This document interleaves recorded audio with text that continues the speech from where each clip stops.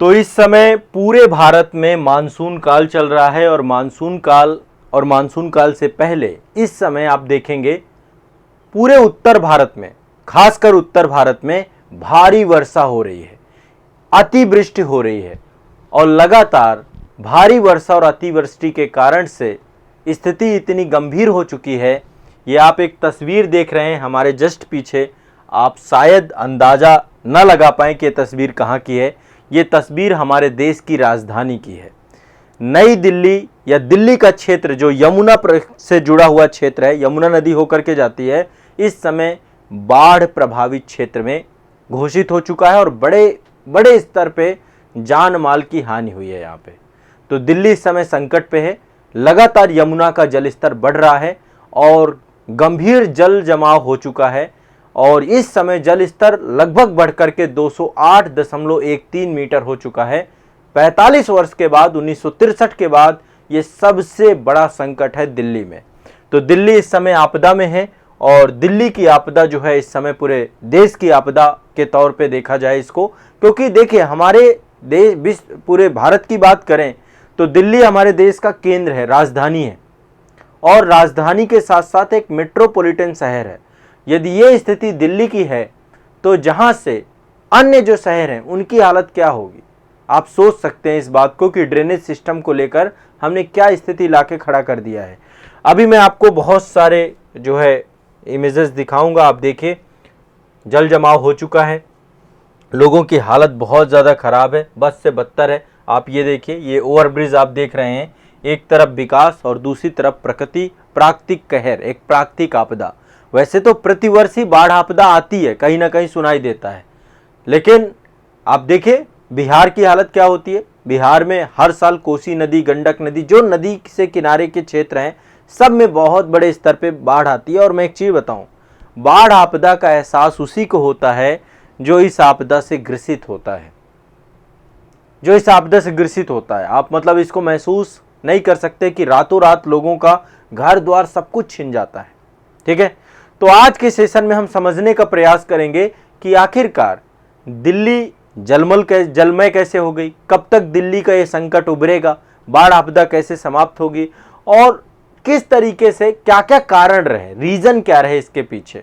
ठीक है, और क्या आने वाले समय में प्रयास करना चाहिए कि इस समस्या से निजात पाया जा सके और दिल्ली को जो है आज के लिए नहीं, आने वाले समय के लिए तैयार किया जा सके। और सिर्फ दिल्ली की बात नहीं, मुंबई की भी यही हालत होती है, भारी वर्षा हो गई और कोई भी कारण हो गया तो वहाँ पे खूब जल जमाव हो जाता है। अभी आप देख रहे हैं इस समय खूब वर्षा हो रही है और उस कारण से लगातार बाढ़ की खबरें आ रही हैं। उनमें से ये खबर बहुत महत्वपूर्ण इसलिए है क्योंकि देश की राजधानी की है दुर्दशा इस समय बहुत ज़्यादा। तो यमुना में बाढ़ आई है, तो सबसे पहले यमुना में बाढ़ के पीछे का कारण क्या है, क्या कारण है कि यमुना में बाढ़ आई इतनी ज़्यादा। इसके पीछे का कारण है कि अभी जब मानसून का आगमन हुआ तो हिमाचल प्रदेश, उत्तराखंड, हरियाणा, पंजाब जो दिल्ली से ऊपर के बसे हुए राज्य हैं, उत्तर भारत के राज्य जो आपके हैं, यहाँ पर भारी बारिश हुई। हम इस समय दिल्ली एनसीआर में मैं खुद रह रहा हूँ, तो लगातार मतलब इस बार जितना रिकॉर्ड बारिश हुई है अप्रैल के महीने में, मार्च से ही बारिश उसी गति से चल रही है। तो पहले तो ये था कि पश्चिमी विक्षोभ है, वेस्टर्न डिस्टर्बेंस है।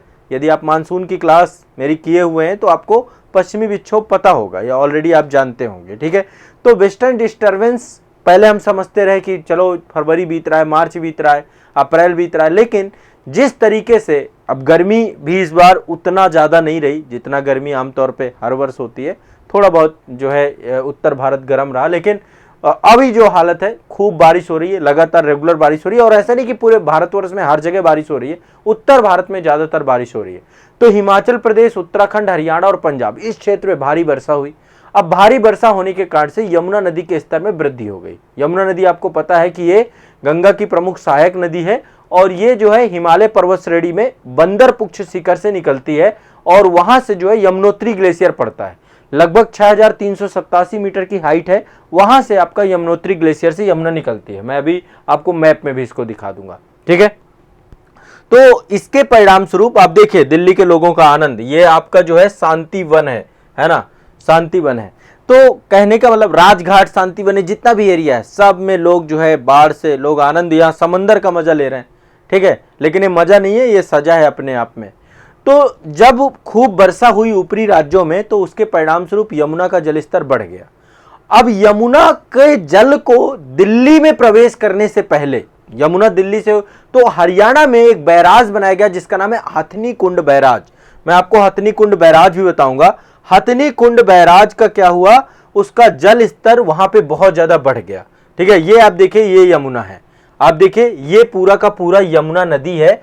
और जो फ्लड है, ये जो रेड एरिया आप देख रहे हैं ना, जितने एरिया में, ये यमुना का पाथ है ब्लू कलर से जो है, और रेड एरिया जितना भी है ये पूरा बाढ़ प्रभावित क्षेत्र है। ये दिल्ली का मैप है और दिल्ली से यमुना होकर के जो जा रही है, तो ये लाल एरिया जितना भी है पूरा का पूरा, और इसके आसपास बसावट बहुत ज्यादा है। जो रेड फोर्ट है ना आपका, लाल किला, वो यमुना नदी के किनारे है पूरा, वो भी चांदनी चौक, लाल किला, ये पूरा एरिया बाढ़ से भर चुका है। ये जो राजघाट का एरिया है, यहाँ पे पूरा का पूरा जितना भी एरिया है, मजनू का टीला, ये पूरा जितना क्षेत्र है, ये सब बाढ़ प्रभावित क्षेत्र में आता है। ठीक है, तो बाढ़ प्रभावित हो चुका है। तो ये हथनी कुंड बैराज आपका बनाया गया है। मैं एक बार हथनी कुंड बैराज आपको दिखा देता हूं, फिर इसके बाद बाकी के मैप आपको मैं दिखाऊंगा। हाँ, ये आप देख सकते हैं एक बैराज बनाया गया है, हरियाणा में ये बैराज बना हुआ है। ये तो हमारी राजधानी है दिल्ली, ये आप देखिए यहाँ पे है राजधानी दिल्ली, ये देख रहे हैं दिल्ली राजधानी है। इससे जस्ट ऊपर हरियाणा में यहाँ पे एक बैराज बनाया गया, हथनी कुंड बैराज। तो हथनी कुंड बैराज में क्या है, ये मतलब दिल्ली के प्रवाह को नियंत्रित करता है कि कितना पानी छोड़ना है।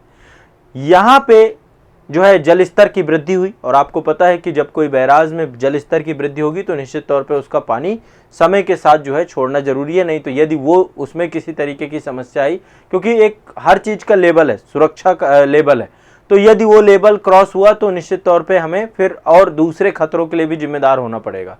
तो इसको बैराज को खोल दिया गया, हथनी कुंड बैराज को खोल दिया गया, इससे पानी छोड़ दिया गया, जिस कारण से यमुना में जलस्तर में वृद्धि हो गई। और दिल्ली के जितने निचले क्षेत्र हैं, निचले क्षेत्र मतलब बाढ़ प्रभावित क्षेत्र, जो यमुना का जो है पूरा का पूरा फ्लड जोन है, उसमें बड़ी संख्या में बाढ़ आ गई और बड़ी संख्या में लोग प्रभावित हो गए।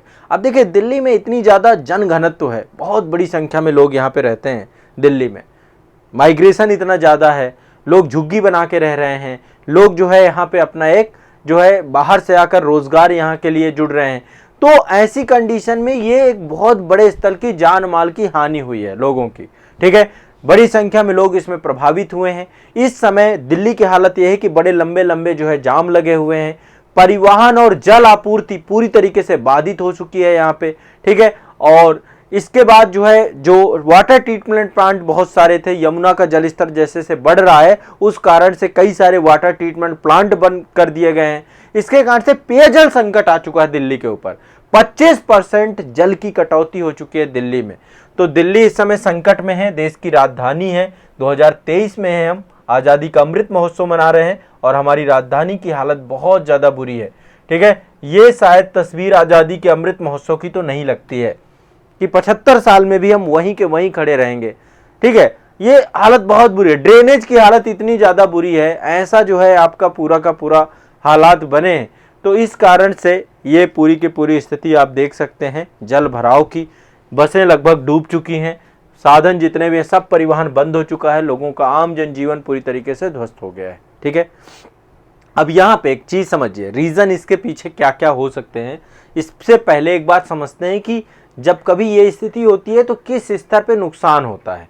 ठीक है, भारी वर्षा यदि होती है तो बाढ़ कहीं पर भी आएगी, तो क्या क्या नुकसान हो सकते हैं बाढ़ से, बाढ़ के नुकसान के क्या क्या जो है प्रभाव हो सकते हैं और क्या रीजन रहा इस बार इतनी ज्यादा वर्षा होने का, ये आप देख सकते हैं। ये आपको मैं पहले यमुना नदी का दिखा रहा हूँ, ये जल स्तर का आपका लेवल है, वार्निंग लेवल जिसे हम कहते हैं। तो आप देखिए ये आपका 208 मीटर से भी ऊपर पहुंच चुका है। ठीक है, और ये आप देख सकते हैं, ये है यमुना, हाँ ये हथनी कुंड बैराज है आपका, ये हथनी कुंड बैराज आप देख रहे हैं। यहाँ पे पीछे पानी का यहाँ पे जमाव है, यहाँ पे रेगुलेट किया जाता है पानी को यमुना में छोड़ने के लिए। ठीक है, लेकिन इस समय यमुना की हालत खराब हो चुकी है। ये आप देख सकते हैं चेतावनी के स्तर होते हैं आपके, तो चेतावनी के स्तर में 208.6 मीटर ये आपका पानी का स्तर है, जल स्तर बढ़ गया है। यहां पे आप देखिए ये चेतावनी खतरे का आपका 205 था, खतरे से 3 मीटर ऊपर जा चुका है पानी। अभी धीरे धीरे कम भी हो रहा है, लेकिन फिर भी अभी हालत खराब है और अभी इसमें समय लगेगा। ठीक है, आम जनजीवन व्यस्त है यहाँ पे। तो यमुना रिवर में वाटर लेवल जो है आपका बुरा हाल है उसका, ये आप देखिए डेंजर लाइन से 3 मीटर हाइट पे है। अब जब कभी भी ये कंडीशन बनती है, इतने बड़े स्तर का जल भराव होता है, तो सबसे पहले प्रभावित होती है एग्रीकल्चर, कृषि। बाढ़ जहां भी आएगी, कहीं भी बाढ़ आएगी तो फसल की हालत खराब हो जाएगी। कुछ इस तरीके से आप देख सकते हैं बाढ़ की हालत क्या होती है। पानी भर जाएगा खेतों में भी। अब पानी भर जाएगा तो क्या होगा, फसल खराब, मृदा की उर्वरता खराब, क्योंकि पानी के साथ धीरे धीरे मिट्टी के भी जो पोषक तत्व होते हैं घुल के नीचे भी चले जाते हैं। सिंचाई और संरचना खराब, पशुधन का नुकसान, जो पशु होंगे उनका भी नुकसान होता है यहाँ पे। ठीक है, फसल की बुआई, कटाई, भंडारण, वितरण सब कुछ प्रभावित होता है। खाद, अब इससे जब कभी फसल एग्रीकल्चर चक्र आपका खराब होगा तो फिर क्या होगा, खाद्य सुरक्षा हो जाएगी, कुपोषण हो जाएगा, निर्धनता हो जाएगी, किसानों को संकट रूप से पलायन करना पड़ जाएगा, पलायन की स्थिति बन जाएगी। तो एग्रीकल्चर सबसे ज्यादा प्रभावित होता है। दिल्ली की बात ही नहीं कर रहा हूं मैं, हर जगह की बात कर रहा हूं। तो दिल्ली में तो वैसे ज्यादातर ट्रांसपोर्टेशन, वहां पे ज्यादातर बड़ी बड़ी भारत सरकार की संस्थाएं है ना, राष्ट्रपति भवन है, हमारा संसद भवन है। ठीक है, अभी ये एरिया सुरक्षित है, ये थोड़ा हाइट में है, जो आपका पूरा अरावली वाला क्षेत्र है उसके आसपास वाले क्षेत्र में स्थित है और ये पूरी तरीके से वेल मेंटेन्ड है। पर फिर भी दिल्ली की हालत बहुत खराब होती है जब कभी भी यहाँ पे वर्षा हुई, ज्यादा भारी हुई, जल जमाव की स्थिति बहुत खराब है। ठीक है, तो दिल्ली में एग्रीकल्चर, चूंकि दिल्ली में इतना ज्यादा एग्रीकल्चर लैंड नहीं, लेकिन फिर भी इसके बावजूद भी कृषि को नुकसान होता है। ठीक है, कहीं पर भी होगी। इस समय देखिए इन्फ्लेशन कितने बड़े स्तर का चल रहा है। आप सब्जियों में देख लीजिए, कितनी सब्जियां महंगी हैं, कितनी चीजें महंगी है। रीजन यही है क्योंकि इस बार वर्षा इतनी ज्यादा है, तो लोगों के हालात, लोगों के घरों में पानी भर जाता है। और सबसे बड़ी चीज है जल संसाधन। सबसे बड़ी चीज क्या है आपका, यह है आपका सबसे ज्यादा दिक्कत होती है जल संसाधन को दिक्कत होती है। जल संसाधन में क्या होता है, जो भूजल होता है आपका, ग्राउंड वाटर होता है। ठीक है, ग्राउंड वाटर पूरी तरीके से आपका डिस्टर्ब हो जाता है। ठीक है, एक मिनट, हाँ आप देखिए वाटर साइकिल पूरी तरीके, जब कभी भी बाढ़ आएगी ना तो वाटर साइकिल डिस्टर्ब होगा। यह बात तो तय है कि जब ज्यादा वर्षा होगी तो भूजल में वाटर रिचार्ज तो होगा, लेकिन इसके साथ ही आप सोचिए जल भराव से कटाव होता है, मिट्टी का कटाव होता है, अवसादन होता है, लैंड स्लाइडिंग होती है, भूस्खलन भी होता है, बांध टूटते हैं, जल स्रोत दूषित हो जाते हैं, मतलब जो स्वच्छ पानी, पेयजल योग्य पानी होता है वो भी दूषित हो जाता है। तो जल के लिए संघर्ष चालू हो जाता है, जल जनित बीमारियां बहुत सारी चालू हो जाती हैं। जहां पर भी पानी जमेगा फिर कुछ समय बाद वहां पे, तो वो जल जनित बहुत सारी बीमारियां हैं, लोगों का विस्थापन की स्थिति आ जाती है। लेकिन इससे जो है तो एक तो वाटर साइकिल प्रभावित होगा, पेयजल की हालत खराब हो जाएगी।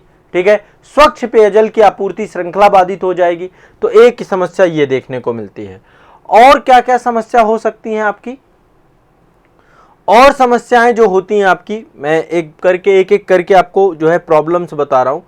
ये आप देखिए, जो सबसे बड़ी समस्या है, एक तो आपको मैंने बताया कि एग्रीकल्चर की प्रॉब्लम है, दूसरा मैंने आपको बताया कि वाटर साइकिल डिस्टर्ब हो जाता है जब कभी भी बाढ़ आती है कहीं पर भी, और वो बहुत बड़ा संकट देता है।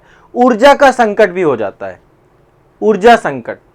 ऊर्जा संकट कैसे हो जाता है, ऊर्जा संकट होगा, बिजली संयंत्र खराब हो जाएंगे, ट्रांसमिशन लाइनें खराब हो जाएंगी, सब स्टेशंस खराब हो जाएंगे, इन सबको नुकसान पहुंचता है बड़े स्तर पे। ठीक है, तो पावर जो है कई बार ब्लैकआउट करना पड़ता है, पूरे एरिया में पानी नहीं होता है, करंट की स्थिति भी होती है, इतना मतलब पूरे एरिया में बिजली ही नहीं होती है, पानी तो भरा ही, पानी कारण ही बिजली तक गायब हो जाती है, दुर्घटनाओं की स्थिति बन जाती है। ठीक है, लेकिन हाँ एक बात तो है, यदि जल स्तर बढ़ेगा तो जो आपके बड़े बड़े बांध बनाए गए हैं जहां पे विद्युत उत्पादन होता है, वहां पे क्या है, चूंकि जल स्तर बढ़ता है तो जल विद्युत उत्पादन क्षमता में तो वृद्धि होती है। ठीक है, लेकिन ओवरऑल नुकसान ज्यादा बड़ा है। अनियंत्रित जल फिर कभी भी किसी को भी नुकसान कर सकता है। एक चीज जो सबसे ज्यादा प्रभावित होती है वो है यातायात, ट्रांसपोर्टेशन। जब कभी भी वर्षा होगी तो ट्रांसपोर्टेशन सबसे ज्यादा प्रभावित, और दिल्ली जैसे शहर में जहाँ पे रात दिन जाम ही लगते हैं, सामान्य टाइम पीरियड पे इतने जाम लगते हैं। तो जब बारिश बहुत ज़्यादा होगी तो ट्रांसपोर्टेशन को सबसे ज़्यादा दिक्कत होती है। बाढ़ में ट्रैफिक जाम, देरी, सुविधाओं का रद्दीकरण, इतनी सारी सुविधाएं होंगी, दुर्घटनाओं के कारण से मौतें होती हैं, है ना। सड़क, रेल, वायुयान, जल परिवहन सब बाधित हो जाते हैं। अभी इस समय दिल्ली में जब से ये स्थिति बनी है तो काफ़ी सारी चीज़ें बाधित यहाँ पे चल रही हैं। कई सारे रेलवे स्टेशन से जहाँ पे जल भराव हो चुका है। तो इस समय ट्रैफिक जाम की स्थिति सबसे बड़ी होती है और ऐसे में लोग जो है पूरी तरीके से उनका आम जनजीवन क्या हो जाता है, खराब हो जाता है। और स्वास्थ्य तो खराब ही होगा। आपको पता है कि स्वास्थ्य बढ़ाता है, बहुत सारी बीमारियों का जन्म होता है, ठीक है। वायु प्रदूषण कम हो जाता है। जब भारी वर्षा होगी, बाढ़ होगी तो धूल कण और जो एरोसॉल हैं जो वायुमंडल में वो नीचे बैठ जाते हैं, लेकिन फिर भी समस्याएं तो हैं बहुत सारी। अच्छा, इस बार क्या कारण रहा कि इतनी ज़्यादा, अब ये प्रॉब्लम्स मैंने आपको बताई कि भाई एग्रीकल्चर डिस्टर्ब हो जाएगा, हेल्थ डिस्टर्ब हो जाएगा, वाटर साइकिल डिस्टर्ब हो जाएगा, आपका एनर्जी सेक्टर जो है ये भी डिस्टर्ब हो जाएगा, स्वास्थ्य डिस्टर्ब हो जाएगा। ये सारे कारण आप मान सकते हैं कि ये सब बाढ़ जनित आपदा से समस्याएं हो सकती हैं। अब यहाँ पे हम बात कर रहे हैं कि क्या रीजन रहा, क्या कारण रहा कि इस बार इतनी वर्षा हो गई। इतनी वर्षा के पीछे का कारण एक तो ये आपका पश्चिमी विक्षोभ। आप सभी लोग यदि क्लास में रहे हैं तो वेस्टर्न डिस्टर्बेंस के बाद आप सभी जानते हैं कि भूमध्य सागर वाला जो क्षेत्र है ना आपका, ये वाला क्षेत्र ये भूमध्य सागर का जो रीजन है, यहाँ पे जो है आपका निम्न दाब क्षेत्र बनता है और इसके ऊपर जो पछुआ जेट पवनें होती हैं वो भारत के ऊपर आकर के अवस्थित हो जाती हैं। इस कारण से यहाँ पे जो चक्रवात होते हैं उन चक्रवातों के माध्यम से, ये पछुआ जेट पवनों के माध्यम से भारत में वर्षा होती है। इन्हीं को हम पश्चिमी विक्षोभ कहते हैं, ठीक है। तो हिमालयी क्षेत्र में बर्फबारी होती है और यहाँ तो इस बार बहुत दिसंबर, जनवरी, फरवरी, मार्च खूब बारिश हुई। तो एक तो पश्चिमी विक्षोभ आपका बहुत बड़ा कारण है। दूसरा, इस समय मानसून का टाइम चल रहा है तो मानसून के टाइम में झमाझम बारिश चल रही है ना। बंगाल की खाड़ी की शाखा, अरब सागर की शाखा और मानसून ने जो है इस बार बड़े स्तर पे अंतःक्रिया किया है ना। आर्द्र जलवायु है, मूसलाधार वर्षा का कारण जलवायु। जून से सितंबर तक बारिश होती है भारत में, तो इस बार वर्षा खूब अच्छे से हो रही है। तो उत्तर भारत में एक तो आपका मानसून का आगमन है। हर बार मानसून का जब भी आगमन होता है बाढ़ सुराई देनी चालू हो जाती है, ठीक है। पश्चिमी विक्षोभ एक कारण ये है आपका, ठीक है। दो कारण ये आपको ध्यान में रखने कम से कम। ग्लोबल वार्मिंग का एक बहुत बड़ा इम्पैक्ट है। ग्लोबल वार्मिंग का बहुत बड़ा इम्पैक्ट है। एक आपका ये है एल नीनो फिनोमिना, इसको हम एनसो प्रभाव कहते हैं। एल नीनो, ला लीना, जब कभी ला लीना की स्थिति होती है तो भारत में बहुत ज़्यादा वर्षा होती है, एल नीनो की स्थिति होती है तो वर्षा कम हो जाती है। तो इस समय वर्षा पर्याप्त है, बहुत ज़्यादा, और एल नीनो की दशाएं नहीं है, ला लीना की दशाएं हैं, जिस कारण से भी वर्षा इतनी ज़्यादा हो रही है। अब एल नीनो क्या है, ला लीना क्या है, सारी चीज़ें मैंने सेशन में पढ़ाया है। ये कैसे जो है यहाँ पे पेरोबियन धारा जो है आपकी इम्पैक्ट करती है और ला लीना और एल नीनो की दिशा जो है भारतीय मानसून में प्रभाव करती है, ठीक है। तो ये भी एक बड़ा रीजन आपका रहता है। एक रीजन आपका इंडियन ओशन में होता है जिसको हम आईओडी बोलते हैं, ठीक है। ये भी मैंने क्लास के अंदर पढ़ाया आपको। आईओडी, इसका प्रभाव भी बहुत बड़ा स्तर पड़ता है और इससे भी जो है आपका जो ये वाला क्षेत्र है यहाँ पे वार्म वाटर इंक्रीज हो जाता है और मानसून को जो है एक तरीके से ये प्रभावित करता है। तो हिंद महासागर और जो मतलब ये बंगाल की खाड़ी वाला क्षेत्र है, हिंद महासागर, अरब सागर वाला क्षेत्र है, यहाँ पे जो है आईओडी प्रभाव होता है, ठीक है। तो ये सारे प्रभाव जो है मिल करके वर्षा को बढ़ा देते हैं, ठीक है। और इस कारण से जो है इसी को आईओडी को ही हम हिंद महासागर द्विध्रुवीय कहते हैं, है ना। मतलब कि यहाँ पे देखिए लिखा हुआ है कि हिंद महासागर को प्रभावित करने वाला जलवायु पैटर्न है ये, जिसके दौरान ये, अब बाकी चीजें मैंने क्लास में पढ़ाया क्योंकि ऐसे में बहुत टाइम लग जाएगा। विंड सिस्टम और मानसून के साथ ये टॉपिक पूरा पढ़ाया है। इसके बाद जलवायु परिवर्तन, एक बड़ा कारण आपका ये जलवायु परिवर्तन है। आपको पता है कि जलवायु परिवर्तन में तापमान, आर्द्रता, वायुदाब, पवन, बादल पैटर्न, ये सब कुछ प्रभावित हो रहे हैं लगातार। और इस कारण से कि भाई जैसे ही ग्लोबल वार्मिंग होगी, टेम्परेचर बढ़ेगा तो निश्चित तौर पे इसका प्रभाव होगा, ठीक है। तो मानसून का जब भी आपका जो है जब कभी भी मानसून का उभार हो रहा है उसके पीछे एक कारण आपका जलवायु पर असमय, कभी गर्मी के टाइम पे गर्मी नहीं पड़ रही है, बरसात ज़्यादा हो रही है, ठंड के टाइम पे ठंड नहीं पड़ रही है, तो ग्लोबल वार्मिंग का इसमें बहुत ज़्यादा इम्पैक्ट आप देख सकते हैं, ठीक है। तो ये कुछ प्रमुख कारण है। मानसून का आगमन हो चुका है।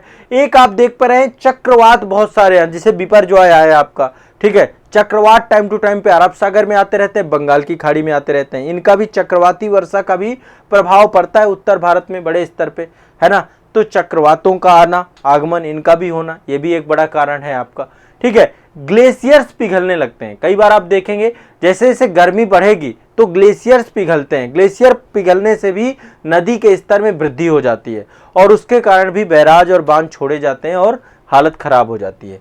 तो ये इम्पैक्ट है, ये रीजन है आपके।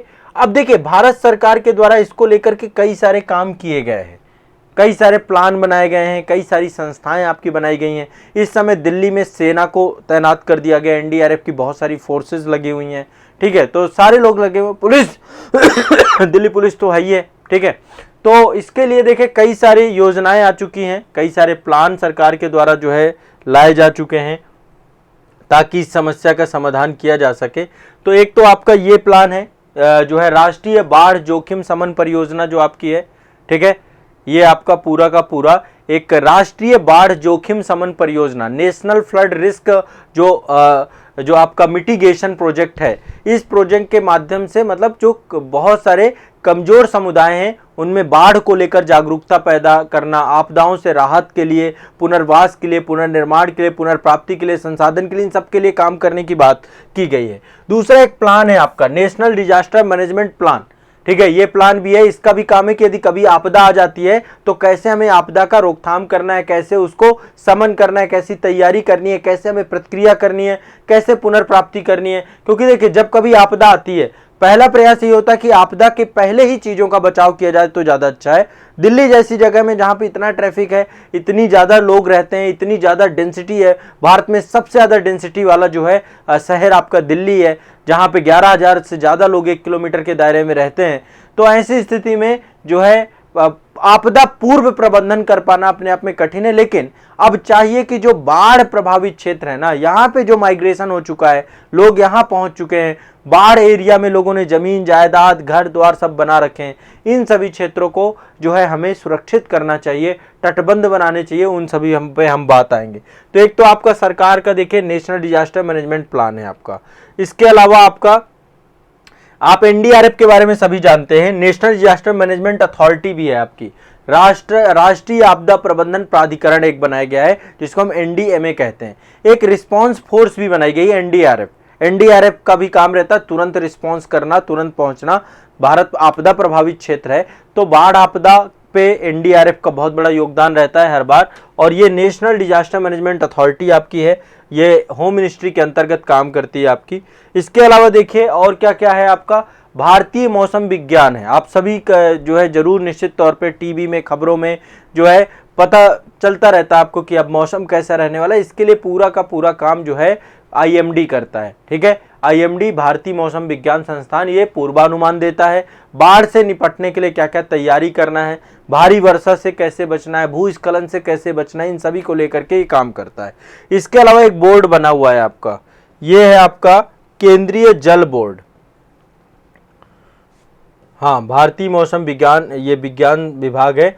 ये आपका एक बना हुआ है सेंट्रल वाटर कमीशन, केंद्रीय जल आयोग बना हुआ है, ठीक है। इसका काम होता है कि जितनी भी नदियां हैं और उन जितने भी जलाशय हैं, जितनी झीलें बनी हुई हैं, कृत्रिम झीलें, उनके जल स्तर की निगरानी करे, उनको लेकर बताए कि क्या स्थिति हो सकती है, ठीक है।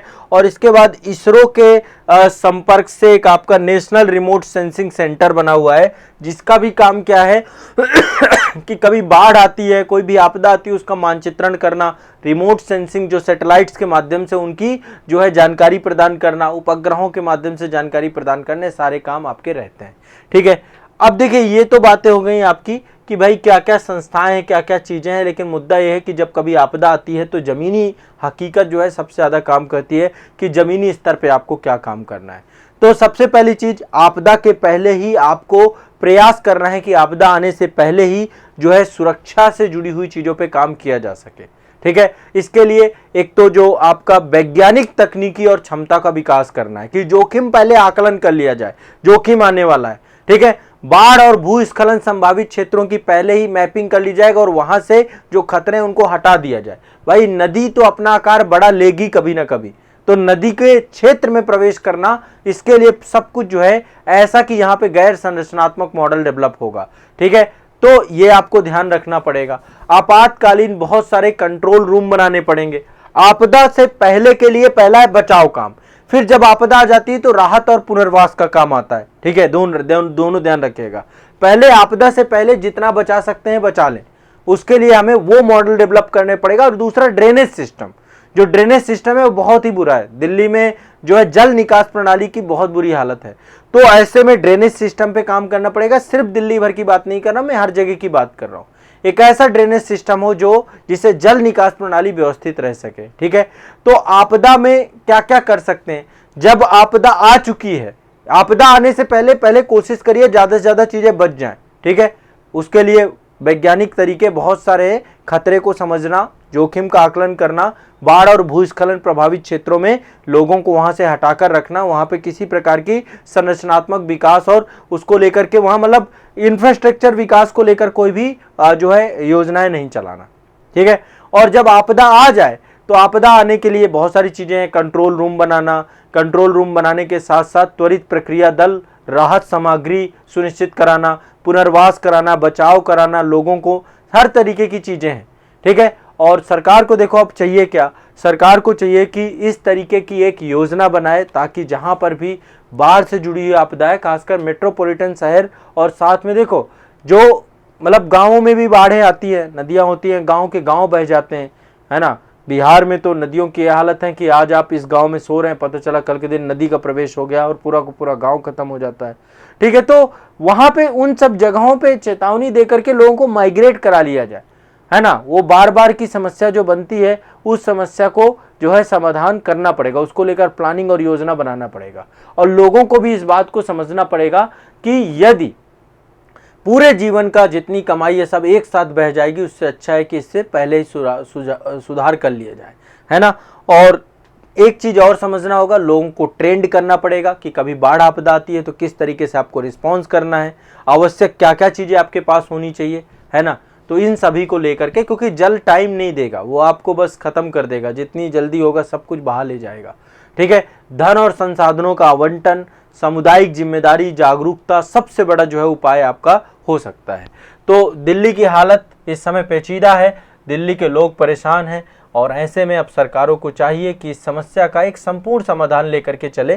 ठीक है, बाढ़ आपदा को लेकर के पूरी तरीके से स्थिति को सामान्य करे। और ये पूरी की पूरी जो स्थिति जो दिल्ली में बनी है, हथनी कुंड बैराज से पानी छोड़ा गया, उसके बाद जो है स्थिति आपकी खराब हुई है। ठीक है, तो बाढ़ आपदा हर साल आती है, और डिजास्टर मैनेजमेंट वाले टॉपिक में ये वाले विषय वस्तु को आपको समझना है, करना है, बताना है। तो ये आप सभी को जो है दिल्ली में जुड़ी हुई बाढ़ आपदा से जुड़ी हुई जानकारी थी। इससे जुड़ी हुई आगे कोई भी अपडेट होती है वो मैं आपको बताऊंगा कि क्या अपडेट है। अभी हालत ये है जो आप पीछे दृश्य देख रहे हैं। ठीक है, और मैंने आपको कुछ उपाय भी बताए, रीजन्स भी बताए, कारण भी बताए, आपको नुकसान भी बताया, हर चीज़ बताया। ठीक है, अब आगे कोई भी अपडेट होती है वो भी मैं आपको बताऊंगा। बाकी क्लास में मैंने बाढ़ आपदा को लेकर कई सारी लेक्चर और सेशन लिए हैं। डिजास्टर मैनेजमेंट की क्लास जो बच्चे ले रहे हैं उसमें आपको सारी चीज़ें मिल जाएंगी। ठीक है, चलिए बहुत बहुत शुक्रिया, धन्यवाद, मिलते हैं नेक्स्ट सेशन में।